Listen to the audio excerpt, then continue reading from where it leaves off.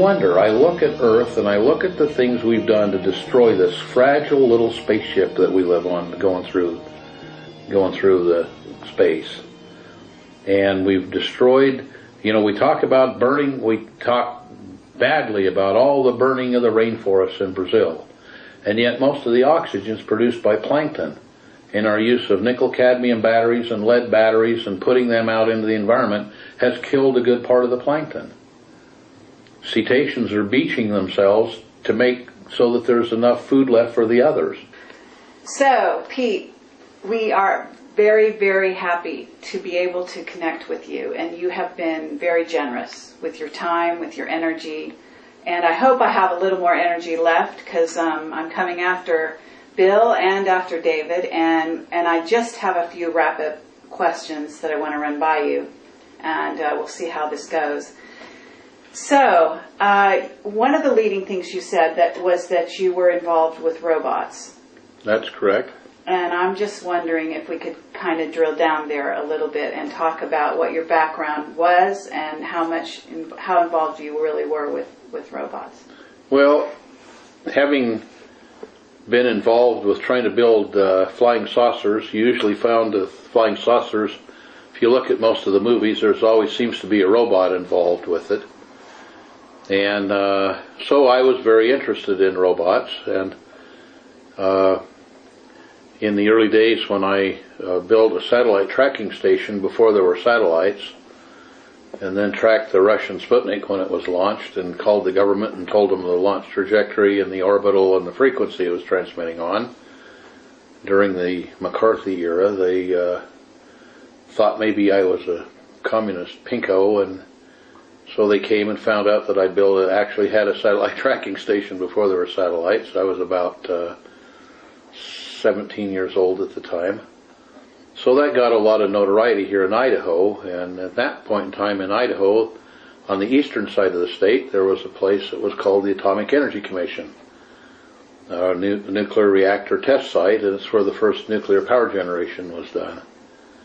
And anyway, they anticipated having some nuclear problems there, and decided they need some robotic type thing that could waltz into a nuclear meltdown and pull the reactor apart so that they wouldn't have a China syndrome taking place.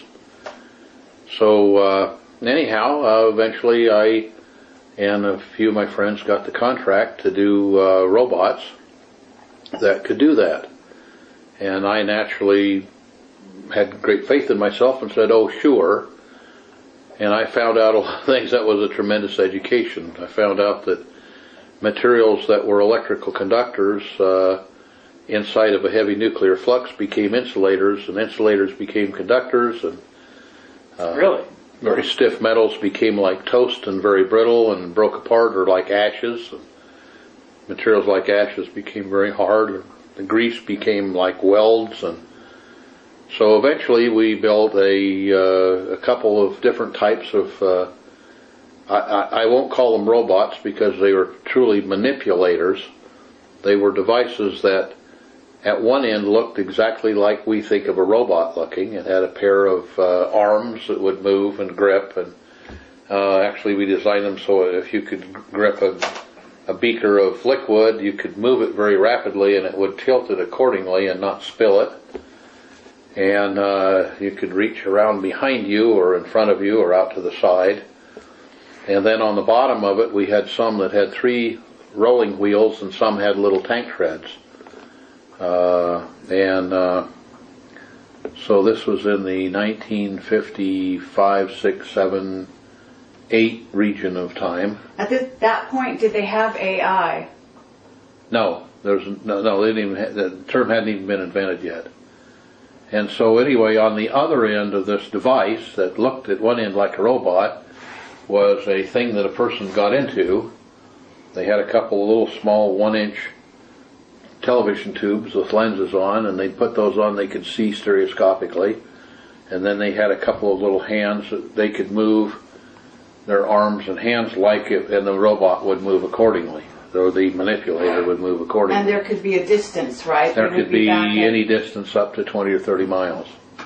But it required wires at the time. And later we made some that were worked on radio waves, but for working with atomic materials, radio waves could be interfered with, a number of things. They couldn't withstand that type of lack of physical security, so all of them that we did for them had wires.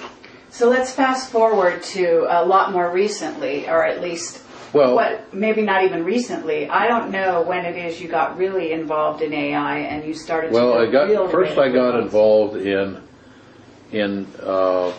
computers, and in 1975, 76, we built a computer that was used in Tokyo at the airport to announce the plane flights in a number of different languages. It was the first use I know of a microprocessor chip in a real product. And then later we built a computer training device to teach people how to use microprocessors and how to use software to accomplish various tasks, and we built that at a little computer company whose name was Cyberdyne. And one of the people who worked for us later worked on Terminator, whatever it was. Well, that was my next question. So I'm not sure how you want to answer this, but the movie Terminator is not so far off base. Am I right? No, it's not so far off base at all. Once we got those working, and it's interesting to note that the computer chip we used in the 1970s, there are more of those produced monthly than all the Intel chips produced in a year, even today, because it's a chip that was actually designed like a computer, whereas the Intel chips are not designed like computers. And the Intel is paying a lot of royalties to various people who worked in on various chips that evolved over the proper evolution of computer chips, what I consider to be proper. We now have a chip that's very, very tiny and has a number of computers built into it that automatically look at the task and adapt themselves. So you may have 10, 20, 30 computer chips working on 30 processes all at once. In the body of one robot? In the body of one little tiny 1/10 of an inch square chip. That's operating a robot. That's operating a robot. But once we figured out the right language to use and the right computer design to use, I then got involved with a number of people working on building an artificial intelligence chip that we'll call it was basically the call on it was a fuzzy logic chip. It turns out the only logic that's not fuzzy is fuzzy logic. And it's a chip that can look at a number of different inputs and from those make a decision that's correct. So you can be, with a robot, you can be looking at bumps on the floor, you can be looking at a doorway as compared to a wall, you can look at somebody standing between you and the door, you can look at the width of the door and the height of the door and decide whether it can go through it or not. It can go over there, manipulate around the person, go through it, not trip over the cat on the floor, et cetera, et cetera. And all using fuzzy logic. And then we, because a chip was doing digital computing, a fuzzy logic chip either does digitally, if it's high speed enough, it does analog computing. It looks at things as we see them in the real world. The floor can be looked at digitally like it had millions and millions of little tiny bumps, or larger bumps, or it can be looked at analog-wise because it can sense the roll of the floor and move the wheels and so forth so it doesn't tip over. But weren't the Japanese really advanced in terms of robotics? Well, I can tell you that when I went to the Idaho National Engineering Labs, which is what the Atomic Energy Commission became, which is one of the nation's largest research centers, It's in eastern Idaho. I think there are 2,200 PhDs that work there. The whole town is built around, in fact several towns are built around that center, and much goes on there. When we went there visiting with supercapacitors that I brought out of the Ukraine, I got talking to some people who found out I was the one who built the manipulators, and they said they had a large contingency of Japanese robotics experts. This was in about 1987, 88, somewhere in there. They had a large Japanese conference over trying to sell them manipulators and robots, and when they saw my robots they said, "My God, we don't have anything like this. Where in the world did these come from?" They said, "Hell, we've had it for 50 years." So turns out it was only about 43 years at that time. But so basically you were working in black projects, weren't you? Well, one could say that.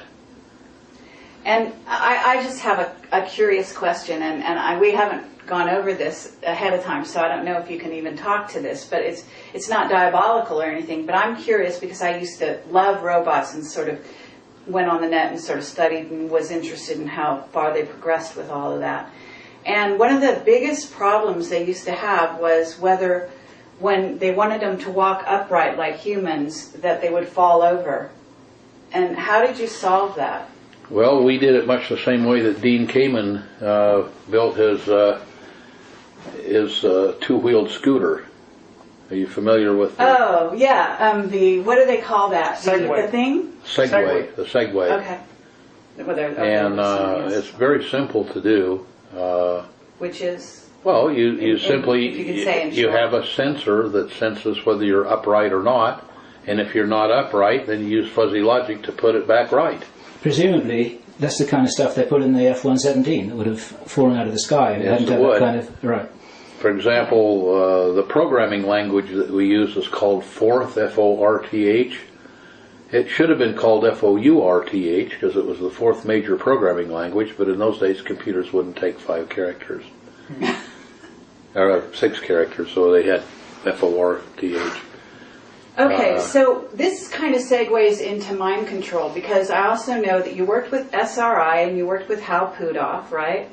And I understand you probably knew, Ingo Swann and a lot of the people involved in remote viewing. So what I was wondering, I think you were involved in MK Ultra, and you can probably talk about that because it's been declassified. You can think about that all you want to think about it, and who knows whether it's true. I don't know whether that's true. All right. Well, I know that I worked in a lot of very interesting areas. But you know that MK Ultra is declassified. I don't know anything about MK Ultra. Okay. I mean, I've heard about it and heard about it and heard about it. I don't know anything about it. I know some things that came out of it, and I know that I researched some of those things, and I built things that I thought were better and turned them over to the government. But other than that, I really don't know that. I actually don't know that much about it. Okay. And is it true that you're still on call for the government? Well, I'm doing things all the time that I get calls on. Okay. For a number of different governments, actually. I'm actually a member of the Astronautics Association for Mankind, which is the Russian equivalent to NASA. I'm on the board of directors. So why aren't you on the board of directors for NASA if you're on the Russian board? Well, mainly because I have no desire to be with a bunch of clowns. Okay. If I wanted to be with clowns, I'd join a circus.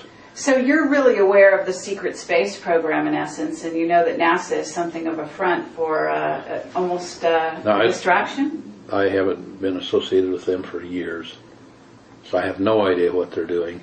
Okay, but you said NASA's a bunch of clowns. Why are you saying that? Well, because all I have to do is look at the products they have. And why are they still, I mean, I know they're going to retire the space shuttle any day, but it's basically, a tin can going up in space. Why are they even dealing with that kind of technology at this point? Do you know? Because they have it and it works. They've had about maybe, it depends on how you look at reality.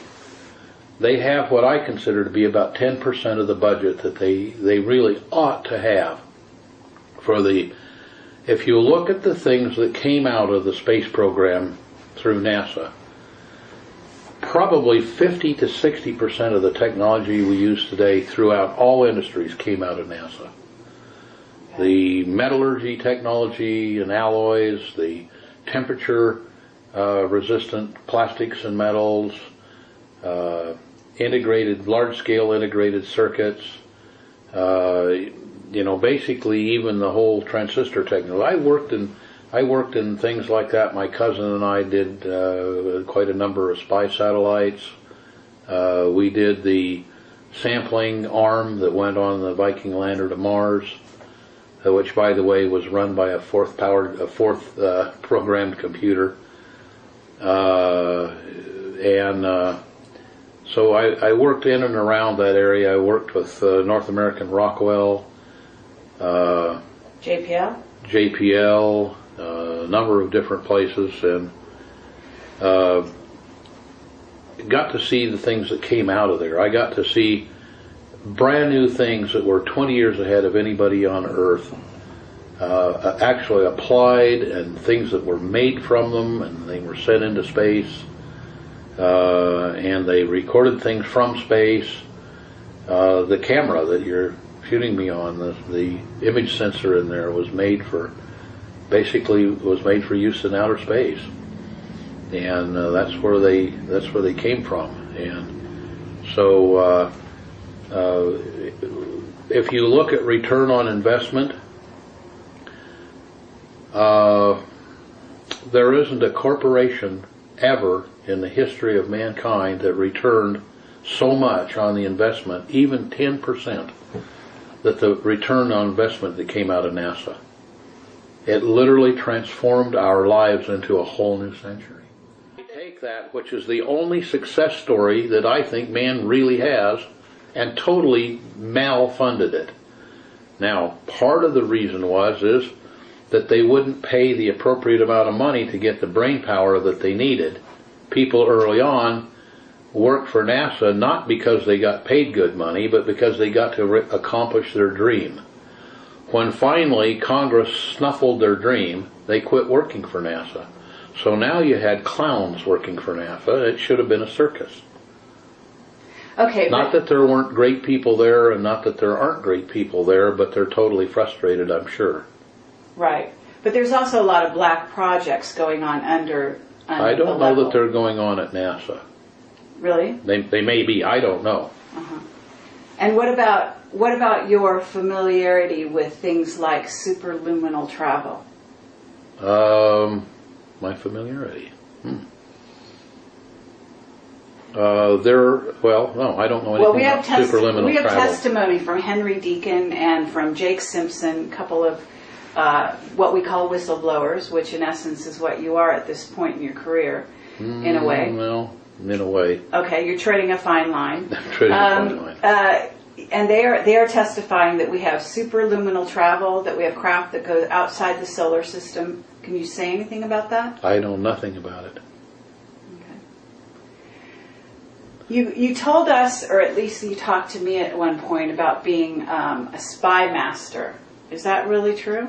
I don't know a thing about that. Okay. Okay. Well, we're kind of striking out here. Where do you think that we can go with all of this? I've told you the things that I'm willing to talk about. Now you're trying to get me to talk about them. And, all right. What do you know about a UFO detector?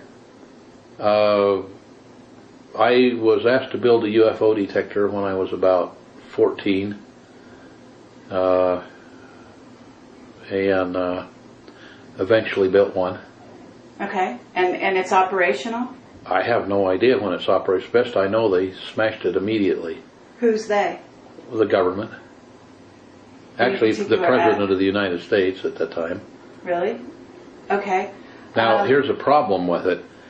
I'd love to do something with it. It's a very simple, inexpensive technology. Is it based on Wilhelm Reich's technology? No, it has nothing to do with Wilhelm Reich. It's based on science, and the problem with it is that it works in such a manner that it will detect virtually every single type of thing in the universe. So what that means is that it would be the best anti-collision device that ever went on board an airplane. because it could see every other airplane in the sky. That's the good news. Okay. The bad news is it can see any stealth plane just as easily as it can see a damn dirigible. So that's why they destroyed it? I have no idea why they destroyed it.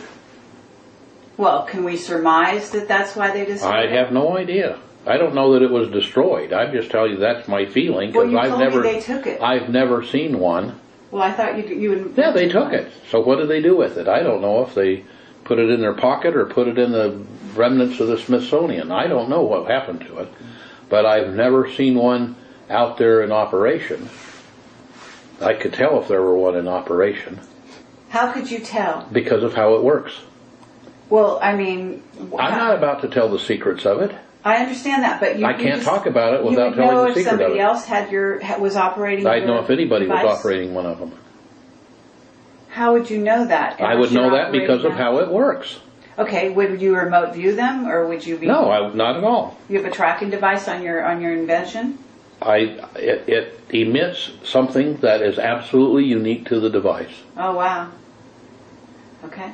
There's another kind of detector which was destroyed upon presidential order, I understand. Yes. Are you able to talk about that? Because that's fantastic. Probably not. It's probably not healthy for you guys to talk about it. Okay, well, I understand that you, and I don't know if you can talk about this, but my understanding is that with robots, with any kind of device that you're operating using AI or any other kind of, as you say, manipulator, whatever, that there's a sort of has to be a fail-safe or a command override such that, you call it a gatekeeper, I believe. But no, a gatekeeper's a product that allows that to take place. Or not to take place. Or not to take place. And yes, there's obviously, it's like with atomic bombs and hydrogen bombs, nuclear devices, and cruise missiles, and whatever. One thing you don't want is your enemy to get a hold of it and use it against you, so there must needs be some methodology to handle that. Are you able to say that you had a hand in creating some gatekeepers? I created gatekeepers, and whether they use it there or not, I don't have any idea. I just know they buy a lot of gatekeepers, or bought a lot of gatekeepers. And I know that right now we're in the process of negotiating a very large order for gatekeepers, what I call gatekeepers, and what they're going to use them for, I really can't mention. Would you call yourself sort of, an inventor? I mean, how would you... I have always billed myself as an instrument maker.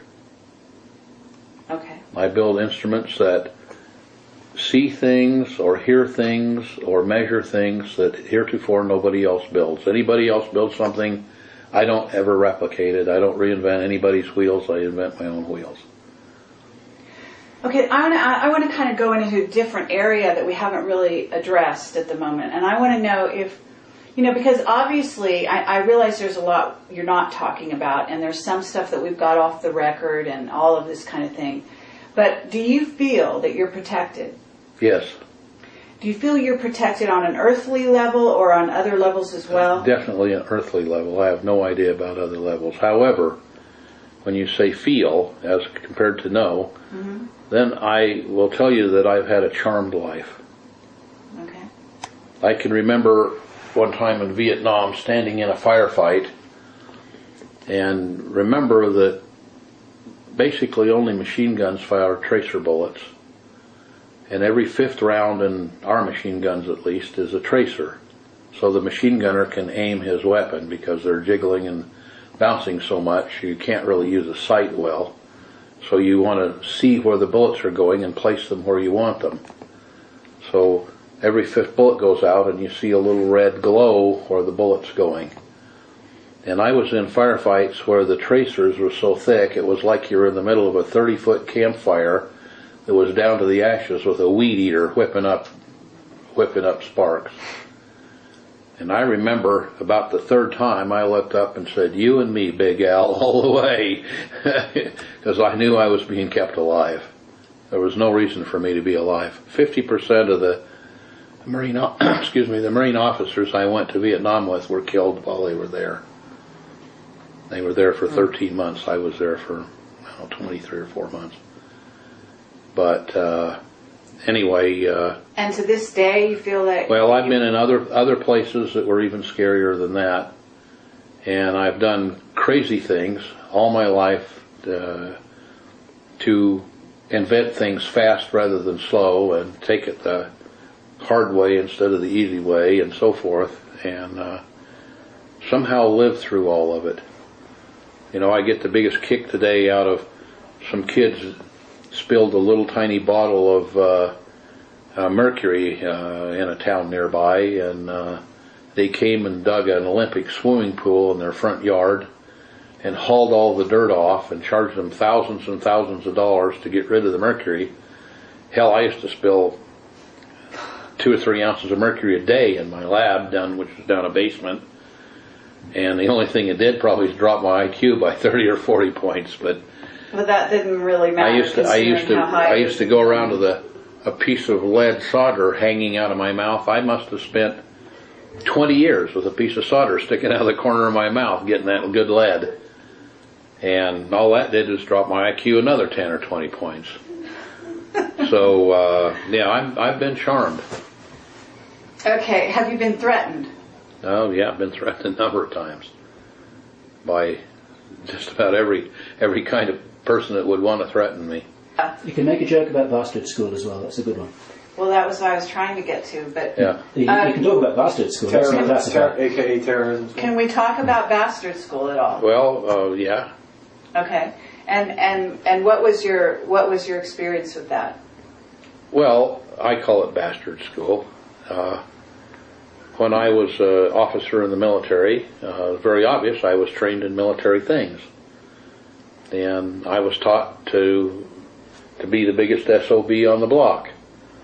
And I got so good at it, they finally turned around and had me do some other things because it scared them to death. Because I was a mean green killing machine. And so instead of teaching terroristic things, they had me teach anti-terroristic things. And then they in both cases, one, they were afraid that the enemy would learn what I was doing that was nasty. And then they thought the enemy might learn what I was doing to disrupt being nasty. So then they moved me on to other things. You've dealt with mind control in some ways, in some fashions, and you know something about the mind, clearly, and about this information field, and I'm wondering if there's something within the information field and or the mind-body interaction that can be set up to protect oneself against, let's say, mind control devices such as the digital television that is now projecting, able to communicate with people in their houses and so on and so forth. Well, that's an assumption that we're making. Right, I'm making that assumption, not you. But, so I'm just asking, what is there something? There are things that were designed specifically. As an example, in the probably 80s, the Russians had a thing that was because it sounded like a woodpecker on the shortwave radio. It was called the woodpecker. And they had 3 large locations that were transmitting probably several million watts per location. And they were phased in a particular area so they could move where the peak of that electromagnetic wave would fall. And it turns out that one of the places here they had it fall was in a town called Eugene, Oregon. And people there were getting sunburns while they slept at night. And they were getting headaches, and they were having birth defects and so forth. And the woodpecker had a very strong signal there, and a highly interfering signal. And it was at a psychoactive frequency, so that it would disrupt the appropriate thinking capabilities of the brain. This is all documented, by the way, on the net. Oh yeah, it's all documented on the net. And there were also, a good friend of mine was a man who discovered that they were bombarding the Moscow embassy with microwaves that had much the same frequency content. So there was a fellow that designed a little device that you could wear under the collar, which was provided to all of our personnel that we needed to make sure had clear thinking, that they could carry with them, and it would send a signal, a close-by signal, remembering that electromagnetic waves decrease with the cube of the distance. After a very short distance, the signal is very, very weak. So you put a weak signal near the person and drive their mind into a range of brainwaves that would be benign or even hopefully beneficial. And they found a very simple way to find out what was beneficial, and then a very simple way to tune the device so that it would put those waves out. And they were carried by all types of diplomats and military personnel. So we can assume that the president and various people are using these devices to this day? I would certainly think they would be. I know it would. I know that I carry one around. Okay, and you're saying this person who invented it, you're saying you're not the person who I didn't say anything about it. Okay. But there's also a technique involved such that one can do it without the device if one learns? Yeah, you can learn to hold your mind pretty much in whatever mode you want. But it has to do with the informational field, is that right? No, it doesn't. It has to do with the electromagnetic field. Oh, really? Yep. So your mind, you use your mind to affect the electromagnetic field? No, you just use your mind to generate its own electromagnetic field at a benign frequency, or even a helpful frequency. To counter it is to counteract it. Well, I'll give you an example.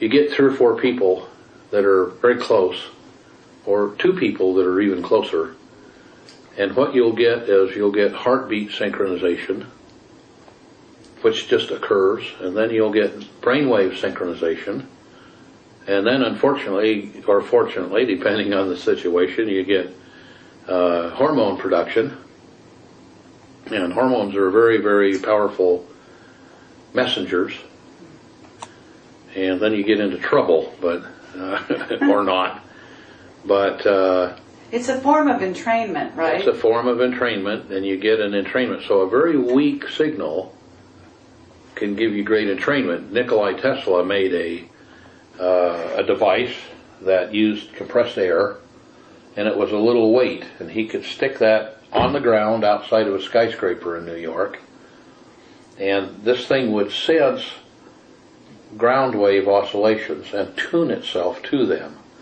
So it would start out very rapidly and slow down, and then it would find where it was affecting the environment. It would resonate with it. It's like if you have a wine glass here and you play your violin upscale, eventually you'll find where, if you stop real quick, you'll hear the wine glass vibrating. Then if you play that note exactly, pretty soon the wine glass will break, because just a little bit, it's like pushing a swing. If you push a swing in phase, the swing will go way high. If you push it out of phase, it'll stop. It won't go very high. It'll go high and then low. Number of things. You want to get it resonant or in phase. So that's what Tesla's device would do, would move a weight up and down, up and down, up and down, using pneumatic pressure and pneumatic valving. And he'd make the skyscrapers just wag like a dog's tail. So isn't this the actual, like, sort of the kernel behind mind control? Is getting a very slow resonance No. set up and then affecting it No. one way or another? No? No. Doesn't have much to do with mind control. But part of what you want to do, perhaps, with mind control is get your mind in a certain frequency.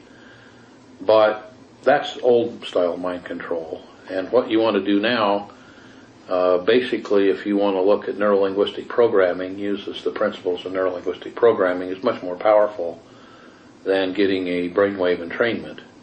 Brainwave entrainment will drop the IQ, it'll drop the attention span, it'll drop change the memory. So there are a number of things that can be done there, but what we use now is a thing that changes the way the brain is attached to itself and the way the brain hooks together, and we just change the neural pathways. You can cause a person to forget. You can cause a person to do things that they have no intention of doing. You can make a stimulus that would cause one thing, like a stimulus that would cause me to reach out and grab some water and take a drink because I was thirsty, you can very quickly and easily change that stimulus to when I get thirsty, I'll reach out and grab a glass of water and pour it down my throat, or my neck. Pour it down the front of my suit.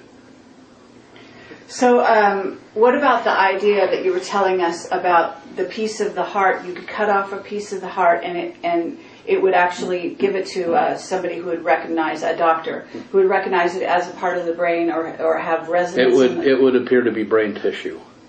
And this is like a medical fact, right? It's a medical fact. And there's a very good book that anyone who has a child that doesn't read this book should be jailed. I'm serious.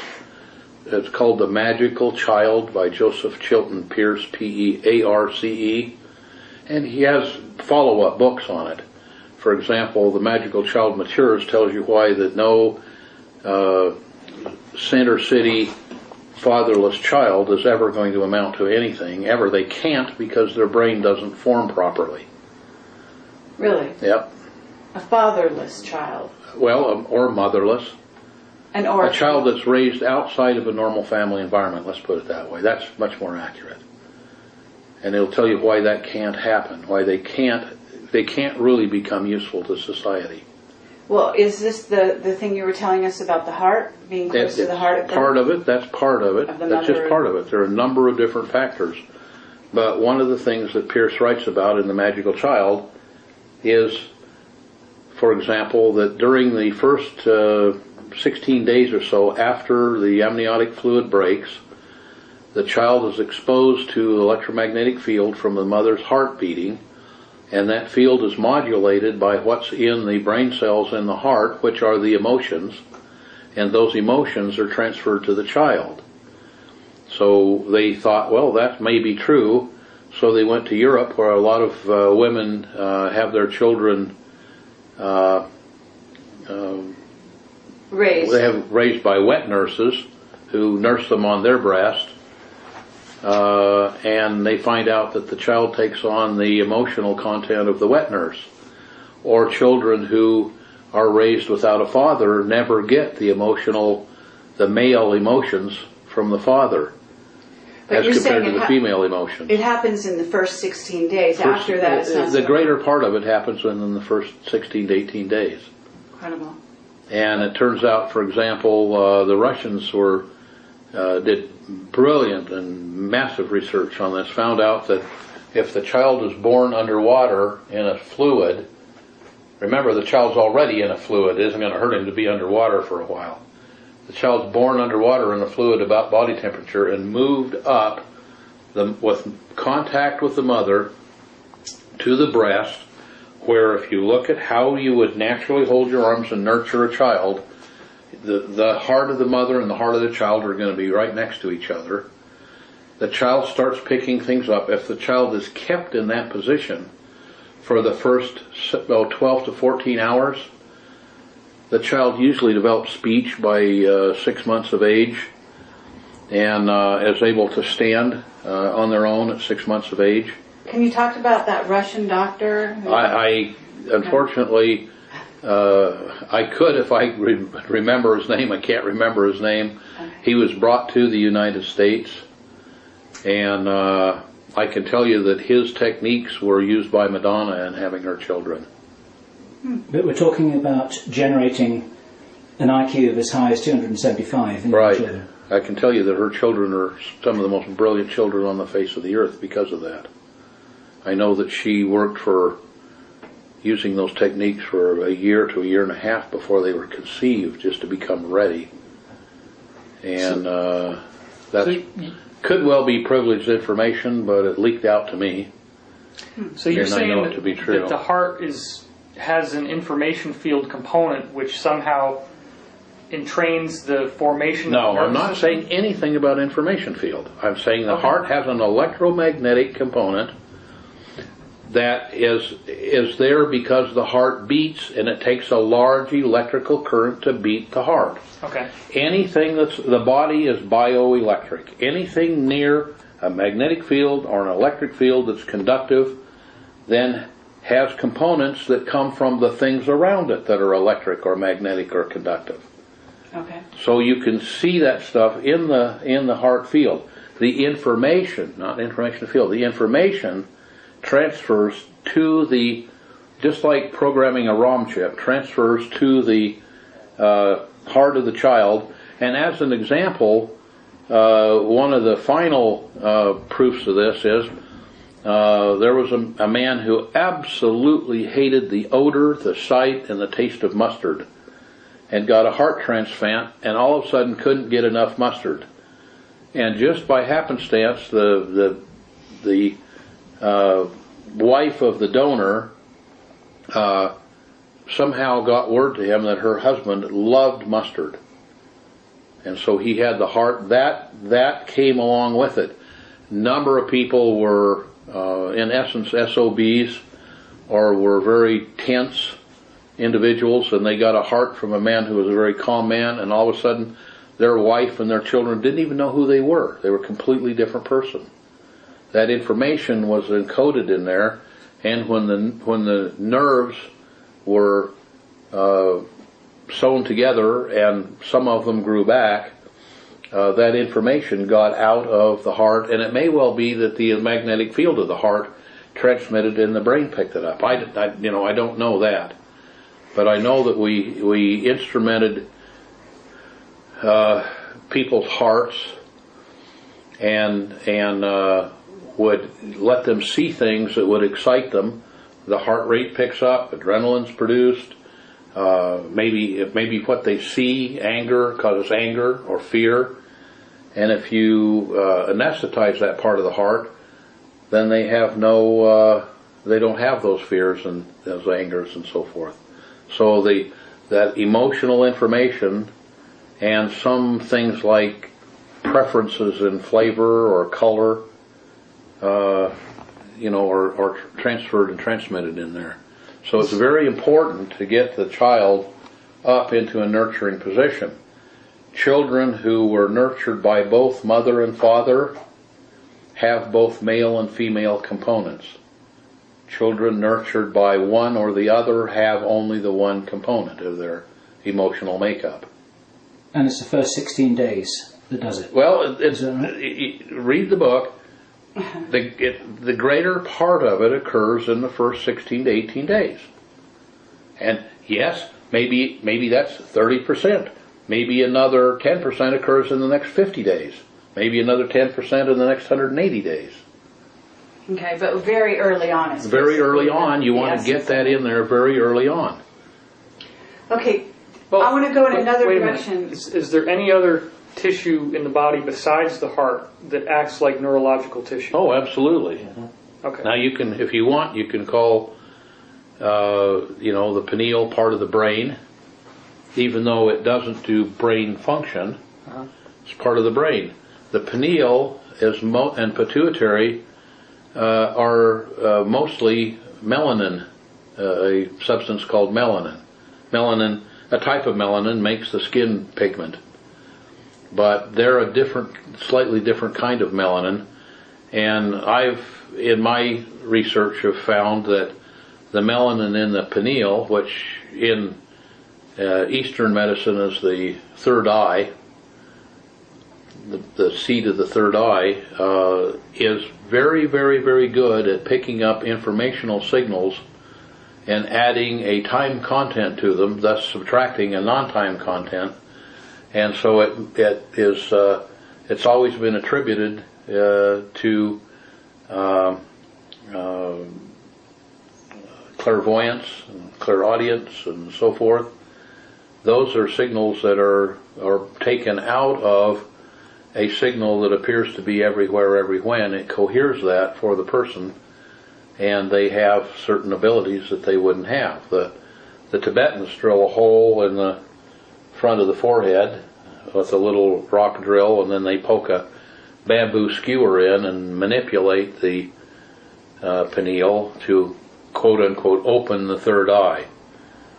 And what it does is it gives it a hole through the Faraday cage, speaking in science terms, and it makes a sensitivity by making a piece of scar tissue that opens up or opens the third eye or opens clairvoyance or clairaudience or remote viewing or remote influencing or a number of different things. Isn't it true that fluoride deadens or hardens the pineal gland? Absolutely. And isn't and what it since we have mostly fluoride hardens- in our water, Well- isn't there a sort of a basically you could look at that as an Illuminati plot to deaden the intelligence and the psychic ability of the population? What I try to do as a scientist to state the scientific things, I don't presume about what the Illuminati want to do.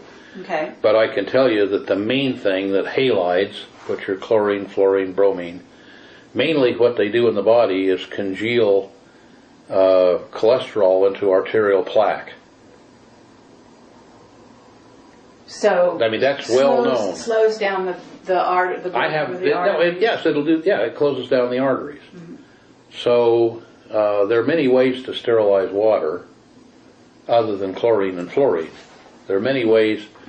For example, we say, well, we use chlorine for tooth decay. You have a whole fleet of boats up and down the west coast of the United States and the east coast of the United States that can't fish anymore because we've killed all the fish, except there are bottom feeders called, I won't tell you the name of the fish, but there are bottom feeders. That is a fish that consists of 60% of the weight of the fish is liver, and about 60% of the liver is that particular fish liver oil, which contains a compound called Activator X by Price of the Price-Pottinger Foundation of years ago fame. And he found out right after World War II that one drop of that, well, you can take that fish oil, which is highly fishy tasting, get it cold, the waxes and false isomers will solidify, you can filter those out, and the oil left over has very little or no taste to it. And that oil you can put in the sunlight and it won't turn rancid for hundreds of years. It should have been used in place of sperm whale oil for lubricating watches, but they didn't use it for that. And, so is it this cod liver oil? No, it's not cod liver oil. It's a different oil, but those boats could go out and bring back boatloads of this fish. It grows from Antarctica to Arctica and everywhere in between. What does that have to do with fluoride in the water? What it has to do with is that oil, one drop put in a slice of bread eaten daily, and you have no caries whatsoever. There's no tooth decay. It eliminates tooth decay. And they did this on thousands and hundreds of thousands of children in Europe after World War II. And likewise, you can guard against hardening of the arteries. Then you don't get the hardening of the arteries from the fluoride or the chloride. Now what happened was, and this is, I'll take,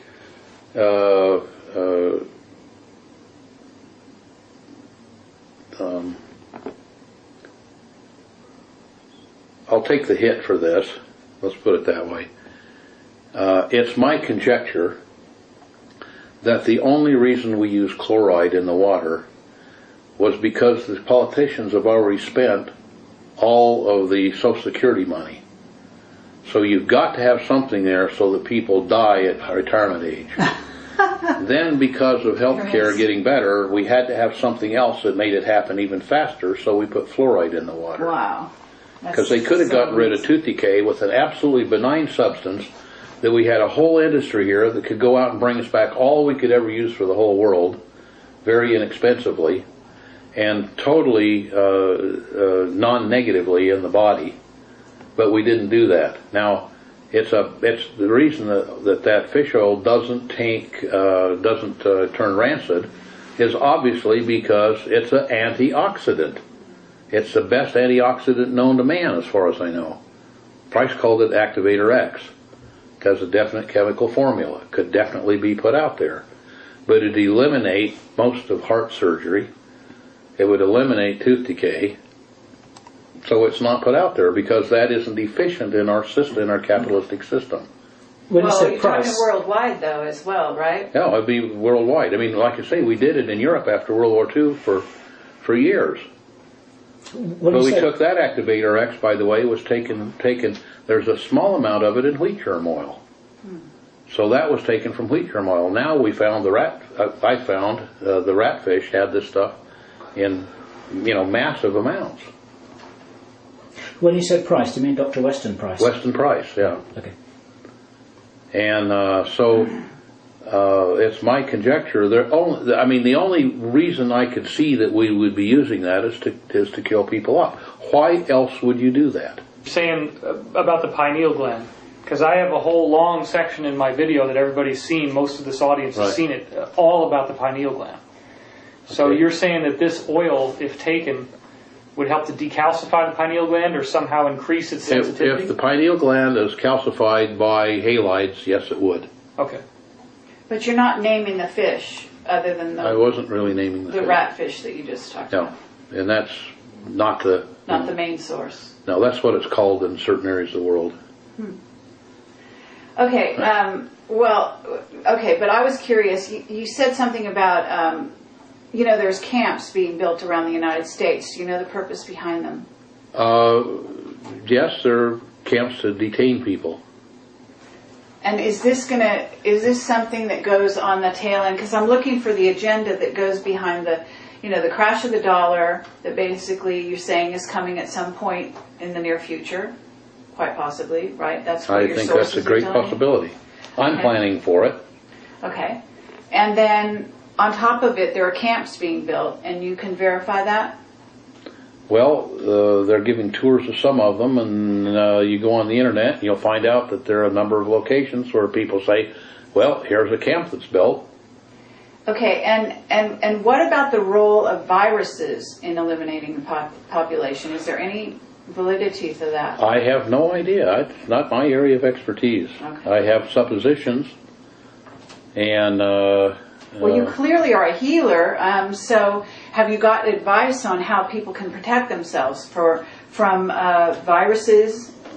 Well, I think all that advice is available if you just download it from the FDA websites or the various websites of, say, FEMA and Homeland Security. Really? Oh, absolutely. Wear a mask, wash your hands. They're absolutely correct. Okay.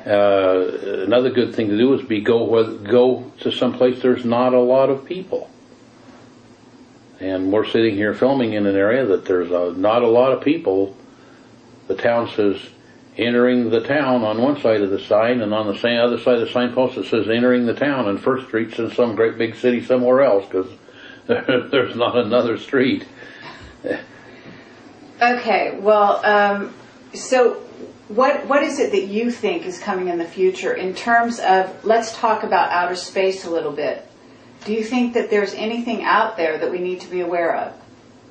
Well, I think there's all kinds of things out there we need to be aware of. Okay.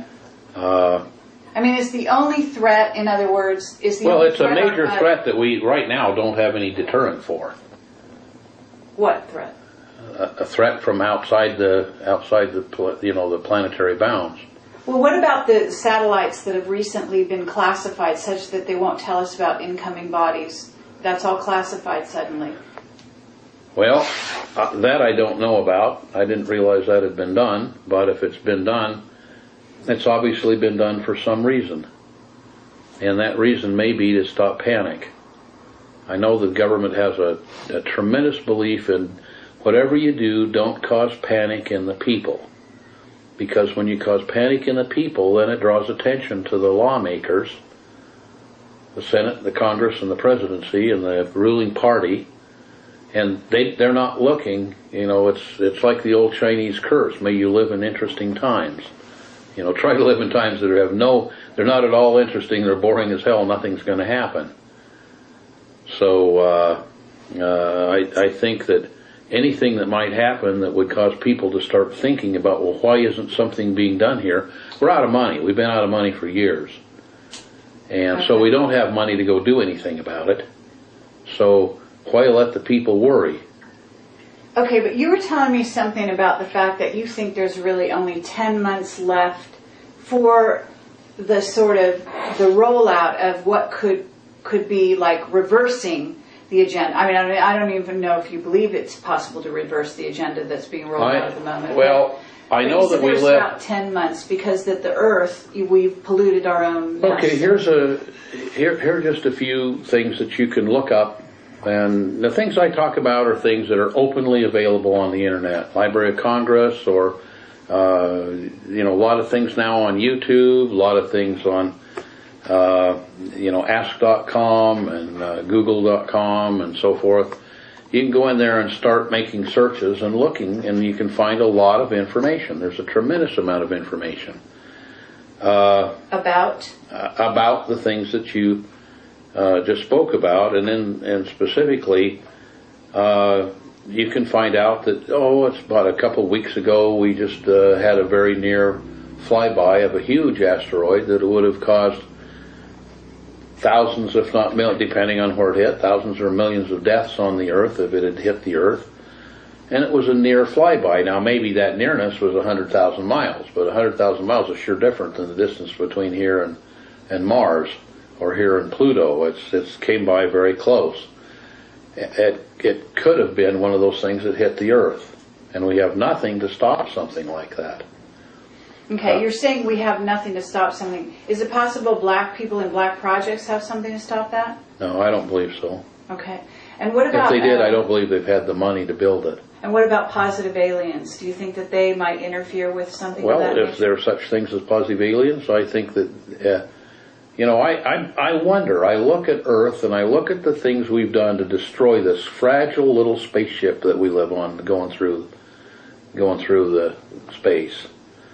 And we've destroyed, we talk about burning, we talk badly about all the burning of the rainforests in Brazil. And yet most of the oxygen is produced by plankton. And our use of nickel-cadmium batteries and lead batteries and putting them out into the environment has killed a good part of the plankton. Cetaceans are beaching themselves to make so that there's enough food left for the others. Because they're that wise. Well, I think that they are, and of course you had to have worked with them in some of the military programs to understand how wise they are.